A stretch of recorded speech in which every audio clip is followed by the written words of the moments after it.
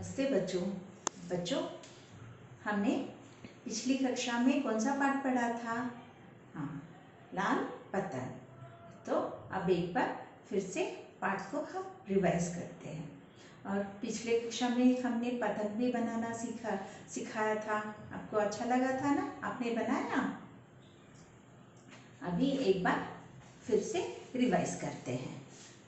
एक छोटा सा लड़का था, उसका नाम क्या था? शोभित। वो अपने पापा के साथ घूमने बाहर गया। शाम के समय अपने पापा के साथ घूमने गया। तभी एक छोटी सी पहाड़, चलते चलते वहाँ कहाँ पे गए? छोटी सी पहाड़ी पर। पहाड़ी मतलब मैंने क्या बताया था? छोटा सा हिल। वहाँ पे पापा और शोभित दोनों जा रहे थे। शोभित वहीं पे रुक गया, पापा आगे निकल गए। फिर पापा जब उन्होंने घूम के देखा कि शोभित वहीं पे खड़ा है, तो उन्होंने उसे आवाज़ दी कि शोभित वहाँ पे क्यों खड़े हो? तो शोभित ने जवाब दिया, पापा देखो कितने अच्छे रंग बिरंगे पतंग है, अलग अलग आकार के, और मुझे वो सूरज वाला, सूरज मतलब गोल सूरज जैसा लाल पतंग बहुत पसंद है, मुझे भी वैसा पतंग चाहिए। तो पापा बोलते हैं तुम अभी नहीं, हम तुम्हारे जन्मदिन पर खरीदते हैं। तुम्हारा जन्मदिन रविवार को है ना, तभी खरीद के अपने मित्रों के साथ खेलना। तो शोभित उदास हो जाता है। उदास मतलब दुखी। शोभित उदास हो जाता है। वो दोनों घर चले जाते हैं। अगले दिन जब शोभित माँ के साथ बाजार जाता है, तो बाजार में देखता है कि दुकान में बहुत सारे रंग बिरंगे पतंग है, और उसमें लाल सूरज जैसे गोल पतंग भी है। तो उसे बहुत अच्छा लगता है और वो माँ को दिखाता है। माँ को भी वो पतंग बहुत अच्छी लगती है, लेकिन माँ बोलती है अभी नहीं, अगला रविवार तुम्हारा जन्मदिन है ना, उस समय हम तुम्हारे 8वें वर्ष के जन्मदिन पर हम वो खरीदते हैं। फिर शोभित उदास हो जाता है और वो दोनों घर आ जाते हैं। जब उसका जन्मदिन होता है, तब दोनों पापा और शोभित दोनों बस आ जाते हैं पतंग खरीदने के लिए। तभी वहाँ पे देखते हैं कि क्या है, पतंग ही नहीं था वहाँ पे, पतंग बिक चुकी थी। शोभित फिर से उदास हो जाता है, क्या करे, अभी पतंग नहीं मिलेगा मुझे तो वही पतंग चाहिए। कौन सा पतंग चाहिए था उसे? सूरज जैसा गोल लाल पतंग चाहिए था। तो वो बहुत उदास हो जाता है और पापा आके माँ को बताते हैं कि पतंग बिक चुकी थी। माँ स्कूल में पढ़ाती थी। माँ ने क्या किया, गोल लाल रंग का कागज लिया और झाड़ू की सीख ली और कैंची, गोंद, धागा और चरखी सब लेके कहाँ पे रखा? मेज पर रख के माँ ने पतंग बनाना शुरू कर दिया। पहले माँ ने क्या किया, गोल आकार में लाल रंग का कागज कट कर दिया, काट के उसमें झाड़ू की सीख लगा दी और उसे धागा बांधा और पतंग तैयार हो गया। हमने सीखा था ना कैसे पतंग बनाते हैं, आसान था ना, वैसे ही माँ ने भी बना दिया। बनाकर शोभित के हाथ में देके माँ बोलती अभी पतंग तैयार है, उड़ाने के लिए पतंग तैयार है। और माँ ने एक ही पतंग बनाया था? नहीं, बहुत सारे। क्यों? अब शोभित के मित्रों को देने के लिए, क्योंकि शोभित का जन्मदिन था ना, उसके मित्रों को देने के लिए उन्होंने बहुत सारे पतंग बनाए। फिर सुबह उठ के शोभित ने क्या किया, केक काटा, मिठाई और आलू की टिकिया सब दोस्तों के साथ खा के फिर वह कहाँ पे चले गए? पार्क में चले गए पतंग उड़ाने के लिए। और शोभित बहुत खुश था, उसका पतंग आसमान में सूरज के साथ उड़ रहा था। वैसे ही सूरज जैसे ही गोल था ना, उसे बहुत अच्छा लगा, सूरज जैसे ही मेरा पतंग भी दिख रहा है। ऐसे उसे देख के बहुत खुश हो गया। तो बच्चों, आपको समझ में आ गया ना पाठ? अभी हम शब्दार्थ और भाषा ज्ञान देखते हैं। एक बार शब्दों के अर्थ देखो।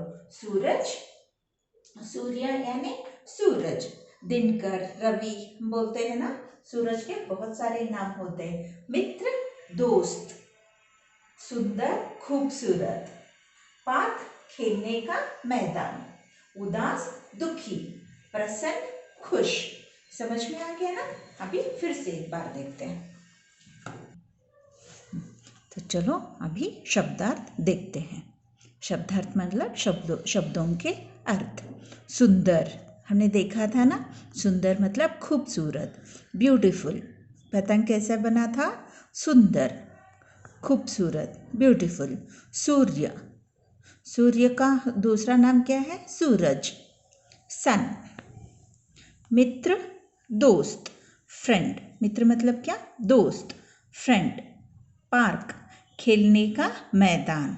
हम इंग्लिश में पार्क बोलते हैं ना उसे, हाँ, खेलने का मैदान।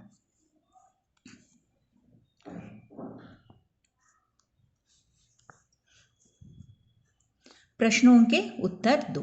ये प्रश्न हम क्या करेंगे? अपने क्लास वर्क में लिखेंगे। शोभित क्या लेना चाहता था? ओके, क्या लेना चाहता था? आपको पता है? शोभित क्या लेना चाहता था? शोभित का जन्मदिन कैसे मनाया गया? हमने पढ़ा था ना, हाँ। अभी ये प्रश्नों के उत्तर। पहाड़ी पर खड़ा शोभित क्या देख रहा था? पहाड़ी पर खड़ा शोभित क्या देख रहा था? पहाड़ी पर खड़ा शोभित आसमान में उड़ रही रंग बिरंगी पतंगे देख रहा था। बच्चों, आपको भी टेक्स्ट बुक में ऐसे ही लिखना है। मैंने यहाँ पे आंसर्स लिखे हैं ना, उत्तर लिखा है ना, वैसे ही आपको भी लिखना है। पहाड़ी पर खड़ा शोभित आसमान में उड़ रही रंग बिरंगी पतंगे देख रहा था। समझ में आ गया ना? हाँ। अभी दूसरा प्रश्न। शोभित के लिए पतंग किसने बनाई? शोभित के लिए पतंग किसने बनाई? शोभित के लिए पतंग उसकी माँ ने बनाई। शोभित के लिए पतंग उसकी माँ ने बनाई। तीसरा प्रश्न। पतंग बनाने के लिए किन किन चीज़ों की ज़रूरत होती है? पतंग बनाने के लिए किन किन चीज़ों की ज़रूरत होती है? पतंग बनाने के लिए रंगीन कागज़, झाड़ू की सींक, कैंची, गोंद, धागा और चरखी की ज़रूरत होती है। पतंग बनाने के लिए रंगीन कागज़, झाड़ू की सींक, कैंची, गोंद, धागा और चरखी की ज़रूरत होती है। अभी नेक्स्ट में किसने कहा, किससे कहा? पाठ पढ़कर लिखो। ये दिए गए वाक्यों को किसने कहा और किससे कहा? देखो, ये है वाक्य। किसने कहा, किससे कहा। हु सेड टू हुम हम करते हैं ना इंग्लिश में, सेम उसी तरह।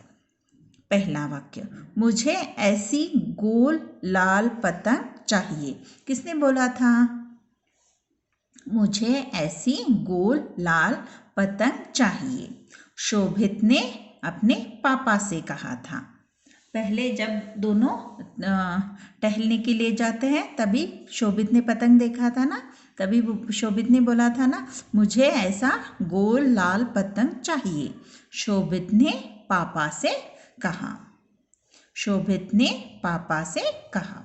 अभी दूसरा वाक्य, लो पतंग उड़ने को तैयार है। आपको याद है, हमने पाठ में पढ़ा था ना, लो पतंग उड़ने को तैयार है। किसने कहा था? माँ ने शोभित से।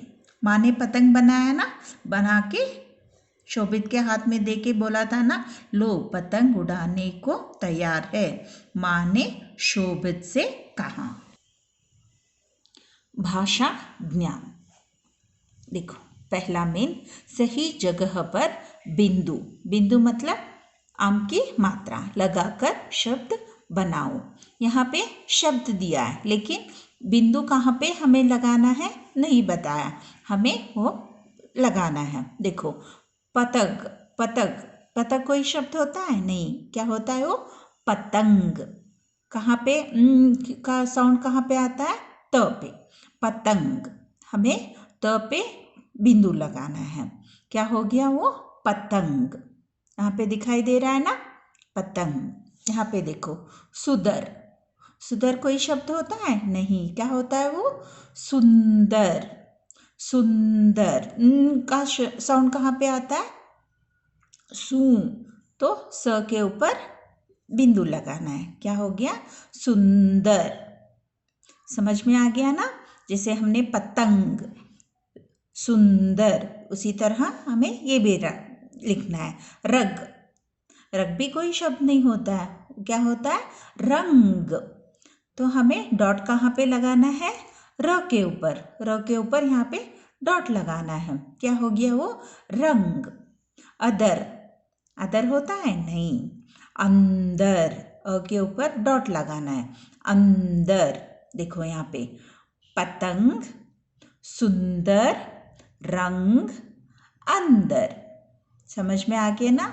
हाँ, ऐसे हमें बिंदु जहाँ पे शब्द अक्षर का साउंड आता है तभी वहाँ पे उसके ऊपर हमें बिंदु लगाना है। समझ में आ गया ना फर्स्ट मेन? अभी सेकंड मेन देखते हैं। शब्दों को पढ़ो और मिलते जुलते शब्द पतंग में लिखो। जैसे एक जैसे शब्द हमने पहले पार्ट में पढ़ा था। क्या पढ़ा था? समान तुक वाले शब्द, आखिर वाला थोड़ा सेम होता है। यहाँ पे वैसे नहीं है लेकिन थोड़ा अलग है, सेम। अभी रंग, पतंग, वाले शब्द वैसे अलग अलग करके हमें लिखना है। देखो यहाँ पे शब्द क्या क्या है? रंग, बधाई, प्रसन्न, पतंग, अन्न, मिठाई। देखो यहाँ पे रंग, यहाँ पे पहले पतंग में क्या है? बंदर की मात्रा है ना, वैसे ही रंग, पतंग, ये दोनों कहाँ पे आ गए? रंग और पतंग बिंदु वाले शब्दों में आ गया। देखो यहाँ पे दो जुड़े व्यंजन हैं, गन्ना, प्रसन्न और अन्न, ये दो जुड़े व्यंजन हैं। गन्ना, न को न में हलंत आता है, आधा शब्द और न। प्रसन्न, यहाँ पे भी सेम वैसे ही। अन्न, समझ में आ गया ना? वैसे जो सेम वर्ड्स हैं हमें एक ही काइट में लिखना है, एक ही पतंग में लिखना है। यहाँ पे देखो चढ़ाई, बधाई, मिठाई, ये समान तुक वाले शब्द जैसे है। चढ़ाई, बधाई, मिठाई। समझ में आ गया ना? एक बार फिर से देखते हैं। बंदर, रंग, पतंग, गन्ना, प्रसन्न, अन्न। देखो ये भी समान तुक वाले शब्द जैसे है, आखिर वाला शब्द सेम है, आखिर वाला अक्षर सेम है। पर चढ़ाई, बधाई, मिठाई। समझ में आ गया ना? हाँ। अभी ये देखो श्रुतलेख, श्रुतलेख मतलब डिक्टेशन वर्ड्स। सूर्य, जन्मदिन, मित्र, कैंची, बधाई, पार्क, प्रसन्न, वर्ष। आप लोगों को ये प्रैक्टिस करना है अपने रफ नोटबुक में, ये डिक्टेशन वर्ड्स, श्रुतलेख वर्ड्स प्रैक्टिस करना है। सूर्य, जन्मदिन, मित्र, कैंची, बधाई, पार्क, प्रसन्न, वर्ष। ऐसे आपको ये प्रैक्टिस करना है। अभी नेक्स्ट मीन, पढ़ो और सीखो। यहाँ पे देखो र के रूप हमने देखा था ना? हाँ, ये र, रस, सागर और रवि। यहाँ पे र वैसे ही है, लेकिन यहाँ पे देखो र हमें कैसे करना है? वर्ष, सूर्य, ये सब शब्दों में र का रूप अरहित होता है। यह हल्का बोला जाता है। यह जिस वर्ण पर, वर्ण मतलब जिस अक्षर पर, जिस वर्ण पर लगा हो उच्चारण उससे पहले होता है। देखो वर्ष, व र आता है, फिर श आता है। ये पहले वर्ण के बाद आता है, फिर नेक्स्ट वर्ण आता है, नेक्स्ट अक्षर आता है। वर र बोलते हैं, फिर श लगाते हैं। देखो सु र फिर य। समझ में आ गया ना? जब ऊपर हम र का मात्रा लगाते हैं तो र का रुपये लगाते हैं तो पहला अक्षर के बाद र आता है, फिर दूसरा अक्षर आता है। सूर्य, वर्ण, वर्ष। देखो वर र आता है, फिर श, फिर पार्क, पा र क, पार्क। र इसके नेक्स्ट लेटर के ऊपर आता है। समझ में आ गया ना? अभी नेक्स्ट में चित्र में रंग भरो और वाक्य पूरे करो। यहाँ पे चित्र है ना, इसमें रंग भरना है और आपको वाक्य पूरा करना है। वाक्य पूरा करना मतलब फिल इन द ब्लैंक्स। शोभित की पतंग लाल है, ये पहला वाला दिया है। शोभित की पतंग लाल है। दूसरा देखो, उसमें धागा बंधा है। उसमें धागा, आपको धागा लिखना है, धागा बंधा है। तीसरा देखो, शोभित के हाथ में पतंग और चरखी है। यहाँ पे शोभित के हाथ में क्या है? पतंग है और चरखी है। शोभित के हाथ में पतंग और चरखी है। नेक्स्ट वन, शोभित पतंग उड़ा रहा है। शोभित क्या कर रहा है? पतंग उड़ा रहा है। आपको पतंग लिखना है। फर्स्ट में उसमें धागा बंधा है, धागा लिखना है। शोभित के हाथ में पतंग और चरखी है, पतंग और चरखी लिखना। नेक्स्ट में शोभित पतंग उड़ा रहा है, पतंग लिखना है। समझ में आ गया ना? नेक्स्ट में उल्टे अर्थ वाले शब्द। उल्टे अर्थ वाले शब्द मतलब ऑपोजिट वर्ड्स, विरुद्धार्थी शब्द। देखो, ताज़ी, बासी। ताज़ी मतलब जो फ्रेश रहता है, बासी मतलब सड़ा हुआ रहता है ना, वो वाला। ताज़ी, बासी। आगे, पीछे। आगे मतलब फ्रंट, पीछे मतलब बैक। आगे, पीछे, आपको पीछे के ऊपर सर्कल करना है। हंसना, रोना। हंसना मतलब लाफिंग, रोना क्राइंग। आपको रोने के ऊपर सर्कल करना है। देखो, ताज़ी, बासी, आगे, पीछे, हंसना, रोना। ये क्या है? उल्टे अर्थ वाले शब्द, विरुद्धार्थी शब्द, अपोजिट वर्ड्स। ये सब क्या है? एक ही है, उल्टे अर्थ वाले शब्द। देखो, सोचो और लिखो। जन्मदिन के इस चित्र पर 5 वाक्य लिखिए। ये चित्र देखकर आपको 5 वाक्य लिखना है। यहाँ पे देखो, आज मेरा जन्मदिन है। आज मेरा जन्मदिन है, आपको जन्मदिन लिखना है। मेरे पापा डैश लाए। मेरे पापा मिठाइयाँ लाए।